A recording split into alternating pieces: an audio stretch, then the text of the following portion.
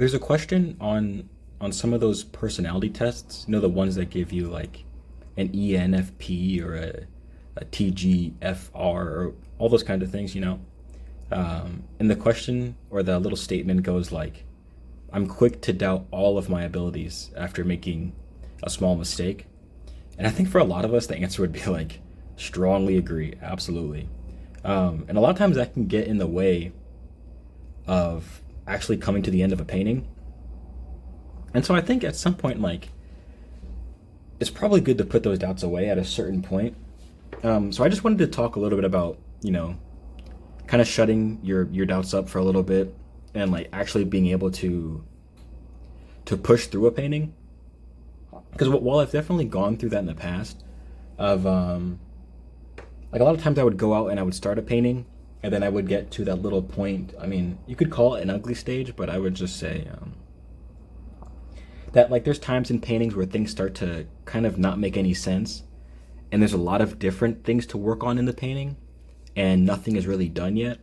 And so a lot of times at those moments, that kind of like, I think at the beginning it would kind of push me away, and I'd be like, okay, I think this painting might just not be working out. I think this one just is probably just not meant to be.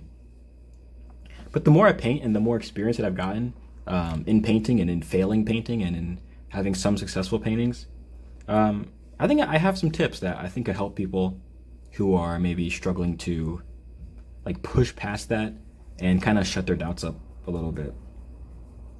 So the first thing I just wanted to say is that it like does not matter if you make a good painting or a bad painting. Like, aside from the whole art stuff, like if you've ever seen the image of the pale blue dot, or if you haven't seen it, you should definitely look at it. Maybe I'll put it if it's not a copyright image.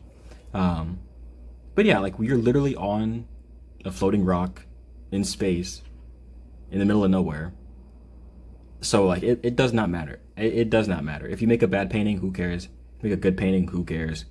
So either way, if you're just trying to improve your art, it doesn't really matter if you make a good painting or a bad painting today. All that matters is that you're working towards, you're trending towards a better understanding of making paintings. Another thing I wanted to say, like as a little tip, is you should definitely document your paintings, like not even for the world to see, but just you should document the process of what it looks like when you move through your paintings. Because I think sometimes we forget even the paintings that turn out good can sometimes have like really, really rough, ugly stages. And I've never been pregnant, praise God, but I've heard some people say that like after you give birth, you forget how bad it hurt to give birth. And so that's kind of like an incentive to keep having kids or whatever. I'm sorry. This is a really weird analogy. But I think it's kind of a similar thing with painting. Like after you finish a painting and it goes well, you're like, oh yeah, that was easy. That was a really nice painting. I did that perfectly. Like we didn't have any issues. But I think if you actually look back, if you looked back and saw how that painting really was going, I can almost guarantee there'd be some moments in there where you would like almost feel like the painting is a little bit hopeless. And I think I certainly do all the time. I have moments in my successful paintings and in my failed paintings where it doesn't like look like it's going to be able to be like reconcilable. That basically was just a long-winded way to say like take pictures of your process, whether you're going to post them or not. Just you should take pictures of your process so that you know what it looks like at different stages of your paintings. The third idea that I kind of had while I was thinking of how I would go about this topic was that there's really only so much that actually can go wrong in a painting. Like a painting really only has a couple different elements that you're working against or working towards making them look good, I guess I should say. So the composition, the value, and the color, like that's kind of, I mean, correct me if I'm wrong, but that's kind of like all that can really either be right or be wrong. So if you're working through a painting and it doesn't look good, either the composition isn't right, which is like kind of the composition is mostly just like beforehand, like what you're actually going to be painting, the scale of everything, and that's kind of more drawing, which can be difficult. The values, how light is something, how dark is something. If you make something too light when it should be darker, that's going to look a little weird.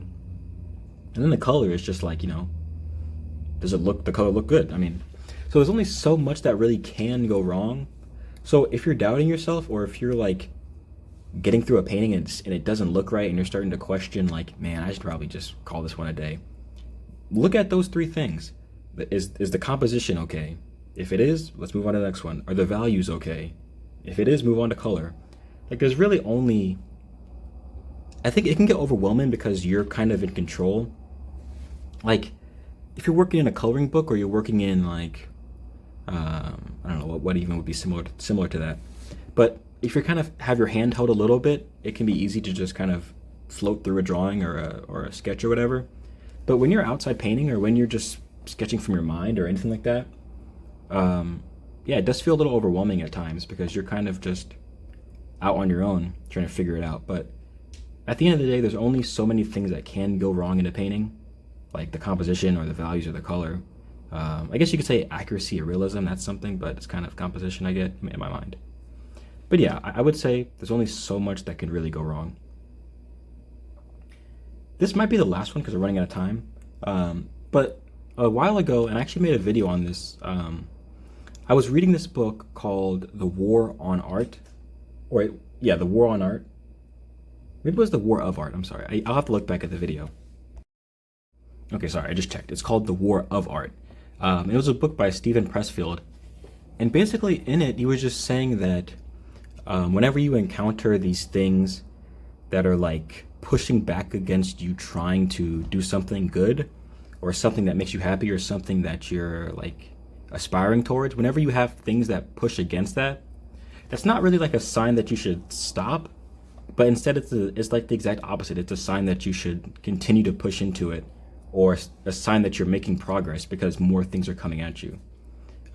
So yeah, that's a way to think about it as well, is that when you run into things like self-doubt, or when you run into things like, skill gaps or anything like that, that might be a sign that you need to just keep pushing at it instead of, calling it a wrap for the day.